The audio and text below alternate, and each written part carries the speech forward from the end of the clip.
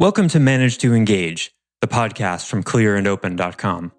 Dedicated to the evolution of you, because businesses grow when people do. Serving leaders, managers, and people who will be, helping you reach excellence in your work and achieve your personal goals at the same time. Sign up for the free course at clearandopen.com. Really, our desire to control reality and what's around us comes so much from this very staunch position we have that we know what kind of experience we're supposed to be having. All of the suffering is completely dependent on starting with an assumption about the kind of experience we're supposed to be having. Hi, it's Joseph, and thanks for tuning in to Manage to Engage, the podcast from clearandopen.com. Zero looks like nothing, but it's not nothing. And something magical happens when you learn to let go and embrace zero. Because all of our suffering is dependent on an initial assumption about the kind of experience we're supposed to be having, what we think we should be experiencing, a vain attempt to control reality by projecting something onto a situation. So today we're going to examine the power of zero and what it looks like when you embody nothing. I offer weekly member webcasts, online courses, and mentorship at clearandopen.com because it's my truth that with the right tools, anyone can eliminate the people, money, and time problems holding them back in business. And I share parts of these webcasts and courses on this show because I want to help you too. If you're enjoying the show and learning from it, I'd love your feedback. If you're listening to the show on an Apple device, all you have to do is open the podcast app, view the full description of this episode, and click the link to leave a rating and review for the show. Thanks so much for listening. Let's start the show.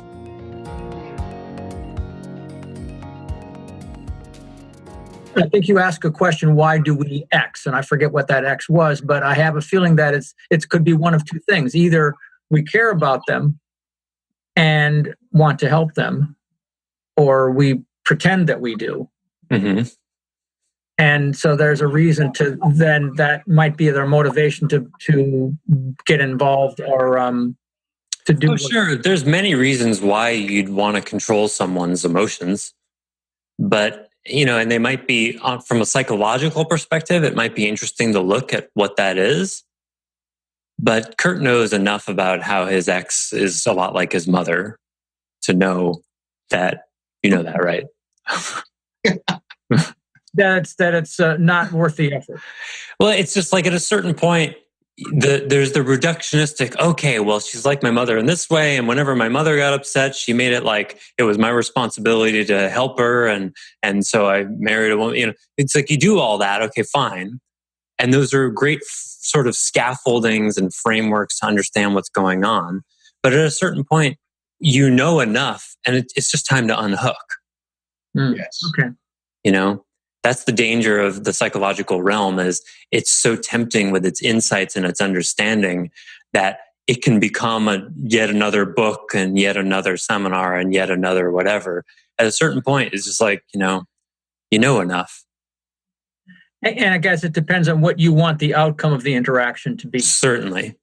But, I think I know what it's going to end up. It's been 25 years of that. Yeah. So I want something different. I can't, it's so funny, but the past 3 years, I've changed so much where makes me sick. It literally, that kind of interaction is, I can't stand it. Yeah. Really don't like it. And you want it to be different. In what way do you want it to be different? What do you want the outcome to be? Just to have a conversation. And I know, and maybe that's the way I should go about it. It's like, hey, well, I know you're upset. I'm upset too. Let's have a conversation. We don't need to take it out on each other. Let's try to support each other through this. We still have a common bond here. We always will with these two children we have. So something to that effect. But anyway. And the magic of surrendering in those moments, because what we're really talking about here is control. Right? When we don't like the kind of experience, I heard Adyashanti say this recently. He said, surrender to the fact that you actually don't know what kind of experience you're supposed to be having right now. You don't know. Really, our desire to control reality and what's around us comes so much from this very staunch position we have that we know what kind of experience we're supposed to be having, right? You go to a party, you think you're supposed to be having fun, right?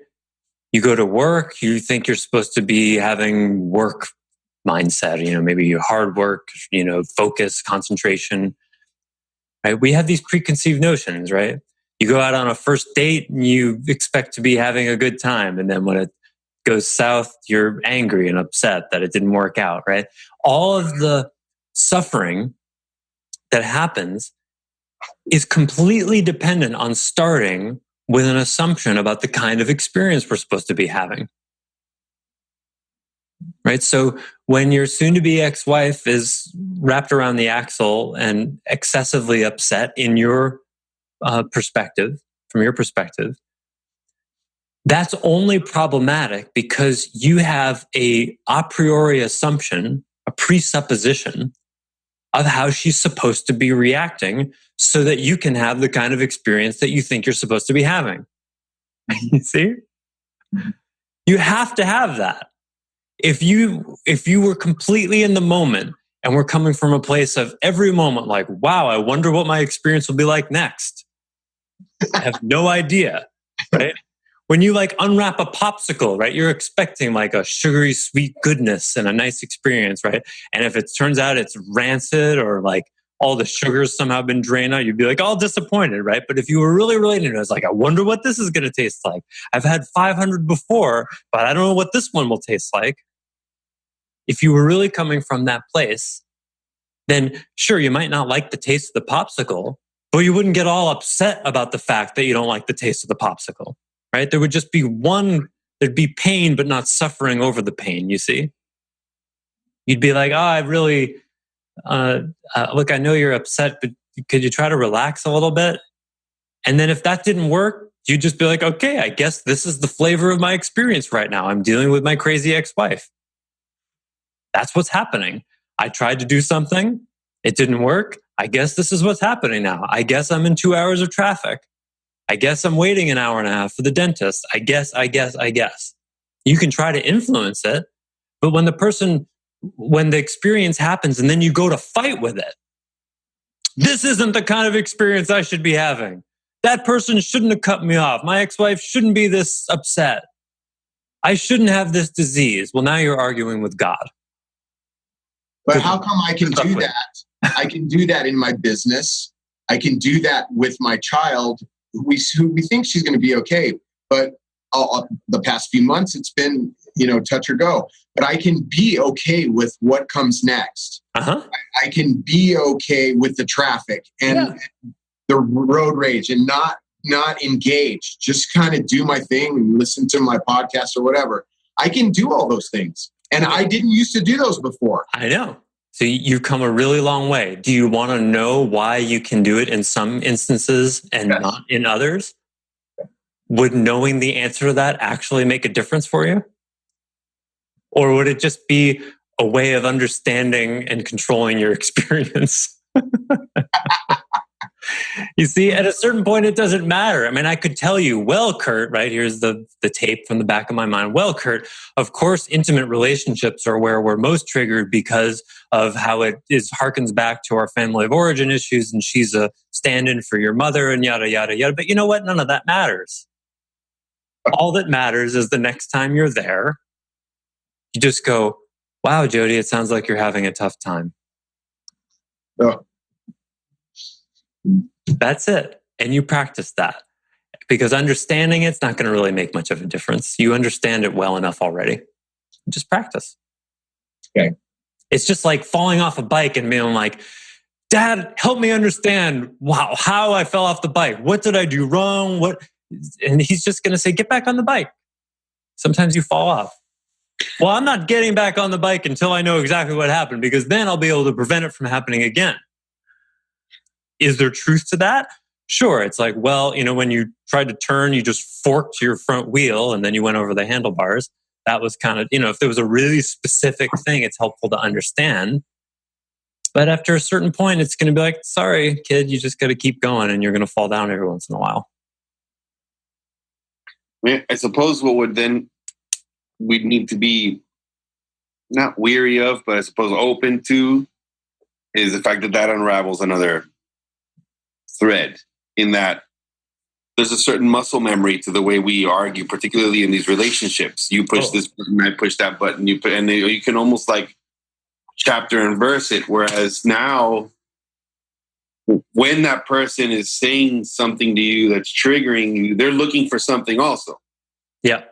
In a somewhat schizophrenic, it's like a schizophrenic curiosity because you want to control the outcome, but it's not really, it's not, but it is. And it's right. And we'd have to be ready for whatever that's going to bring. Yeah. Because when you tell that person, well, I'm sorry you feel that way. I wish you'd feel better about that. Yeah.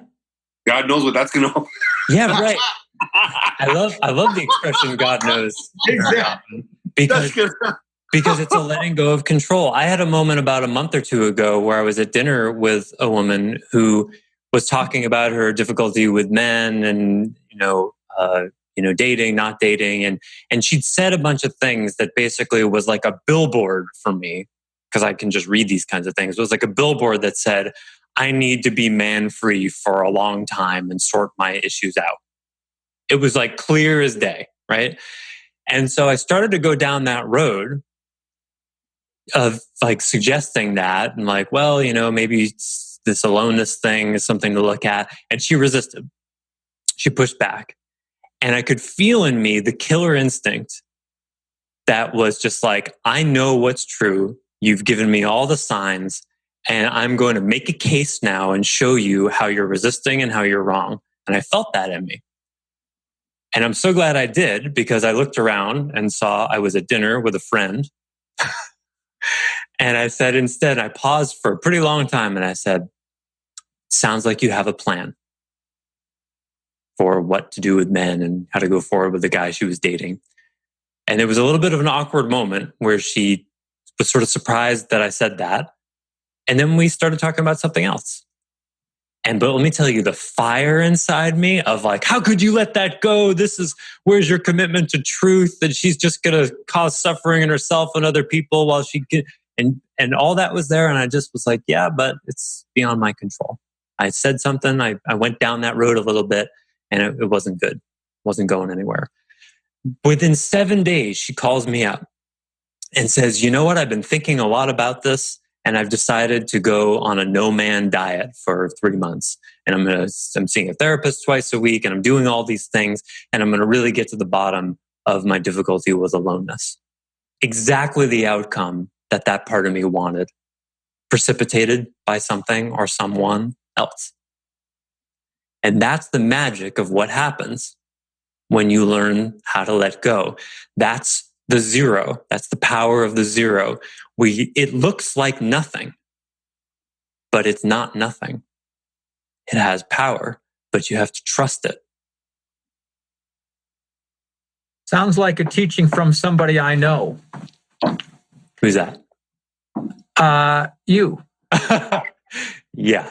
And it's also a similar teaching from David Gordon with the parent effectiveness training. Sure.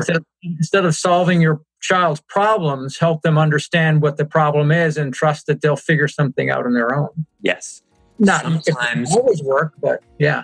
Exactly. Sometimes not doing is the best doing you can do. Yeah. Discerning the moments when that is, well, that's the art.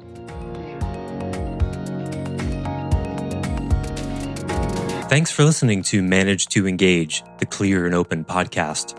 Join us next week when you'll be a little bit closer to who you're destined to be. Until then, know that Clear and Open is dedicated to the evolution of you, because businesses grow when people do. If you want to help the show grow, I'd appreciate you leaving a rating and review on iTunes.